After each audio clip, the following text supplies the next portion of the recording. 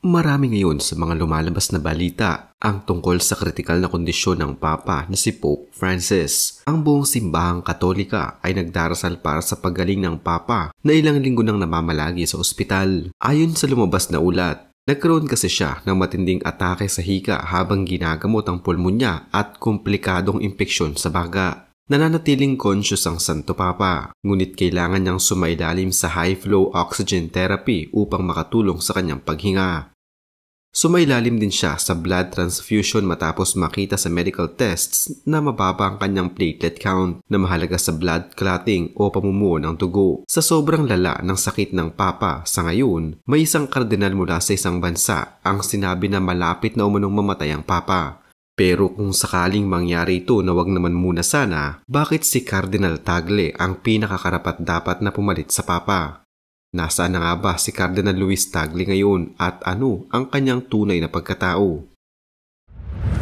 Kabilang umano si dating Manila Archbishop Cardinal Luis Antonio Tagle sa dalawang nangungunang kandidato para pumalit kay Pope Francis. Ito ay batay na rin sa artikulo ng isang London-based Roman Catholic monthly newspaper na inilabas matapos na pumutok ang mga spekulasyon hinggil sa posibleng pagbibitiw sa pwesto ng Santo Papa dahil sa isyong pangkalusugan. Maging ang mga bookmakers ay nagpredict na isang Asian cardinal ang papalit sa Santo Papa. Sinabi pa nito na si Tagle ay nakikita bilang top papal contender. Dahil na rin sa sunod-sunod na promosyon nito na malinaw na nagpapakita ng tiwala sa kanya ni Pope Francis. Natatandang si Tagle na tinaguriang Asian Francis ay tinalaga ni Pope Francis bilang pinuno ng Congregation for the Evangelization of Peoples noong 2019. Noong Hunyo naman, itinalaga siyang muli ng Santo Papa sa Congregation for Divine Worship and Discipline of Sacraments. Bago na itala ni Pope Francis sa Vatican, si Tagle ay naging Pangulo rin ng Caritas Internationalis. Itinalaga naman siyang kardinal ni Pope Benedict XVI. Siya ay pinanganak sa Maynila noong Hunyo 21, 1957. Noong 3 gulang pa lamang siya, kinaya niyang bigkasin ang rosaryo.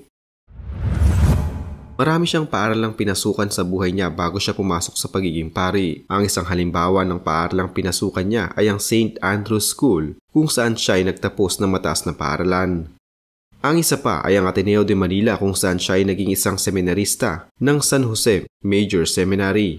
Pagpasok niya sa pagiging pari ay itinalaga siya bilang isang pari noong Pebrero 27, 1982 at hinirang bilang isang associate pastor sa St. Augustine Parish. Pagkatapos ng ilang mga taon, siya ay hinirang bilang ika-32 Arsobispo ng Maynila noong 13 na Oktubre 2011. Si Cardinal Tagle ang kalawang Filipino na italaga sa pinakamataas na posisyon sa Vatican, kasunod ng Bicolanong si Cardinal Jose Tomas Sanchez na naglingkod ng 4 na dekada sa Vatican. Si Cardinal Tagle ay isang inspirasyon sa mga tao dahil sa mga nagawa niya para sa Diyos at simbahan at ang mga parangal na nakuha niya. Siya ay nakatulong sa iba't ibang tao na nagbago at tuluyang nagmahal at lumapit sa Diyos muli at kaya ang iba sa kanila ay naging mga pari at seminarista.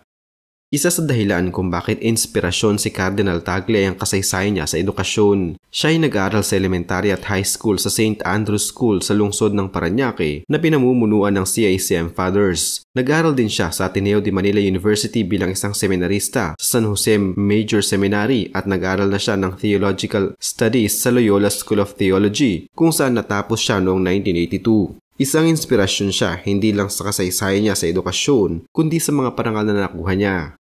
Itinalaga siya sa pagpapari noong Pebrero 27, 1982 at itinalaga siya bilang Associate Pastor sa St. Augustine Parish sa Mendez, Cavite noong 1982 hanggang 1985. Itinalaga naman siya bilang Bishop ng Imus at sa Episcopacy ni Eminis Jaime Cardinal Sin, Archbishop ng Manila noong Desyembre 12, 2001 at itinalaga ni Pope Benedict XVI si Tagle bilang 32nd Archbishop ng Maynila noong Oktubre 13, 2011 na kasunod ni Cardinal Guaudencio Rosales. Sa kasalukuyan, dahil napili siya bilang tagapangasiwa ni Pope Francis nang dumating siya sa Pilipinas noong buwan ng Enero 2, 2015. Nakilala rin siya sa pagpunta niya sa 51st IEC sa Cebu City noong Enero 24 hanggang 31, 2016. Masasabi mo talaga na inspirasyon siya sa iba't ibang tao katulad ng mga seminaryo at pari dahil sa lahat na nangyari sa kanyang buhay. Siya rin ay masasabi nating isang pinuno dahil sa kakayahan niyang mamuno mula sa kanyang mga karanasan sa kanyang buhay, kaya nagsisilbi rin siyang isang inspirasyon sa lahat.